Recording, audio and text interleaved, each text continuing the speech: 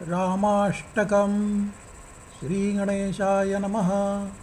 भजे विशेषसुन्दरं समस्तपापखण्डनं स्वभक्तचित्तरञ्जनं सदैव राममद्वयं जटाकलापशोभितं समस्तपापनाशकं स्वभक्तभीतिभञ्जनं भजेऽहराममद्वयम्।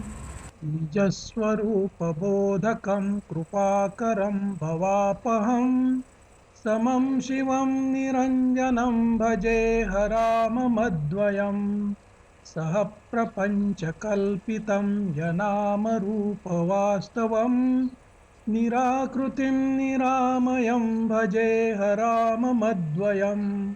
निष्प्रपञ्चनिर्विकल्पनिर्मलं निरामयं चिदेकरूपसन्ततं भजेऽहराममद्वयम्।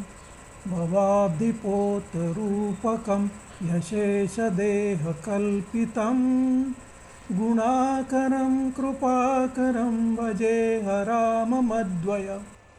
महावाक्यबोधकैः विराजमानवाक्पदैः परब्रह्मव्यापकं भजेऽहराममद्वयम्। शिवप्रदं सुखप्रदं भवच्छिदं भ्रमापहं विराजमानदैशिकं भजेऽहराममद्वयम्।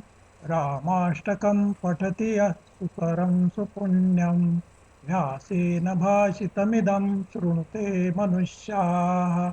विद्यां श्रियं विपुलसौख्यम् अनन्तकीर्तिं सम्प्राप्य देहविलये लभते च मोक्षम्। इति श्रीव्यासविरचितं रामाष्टकं सम्पूर्णम्।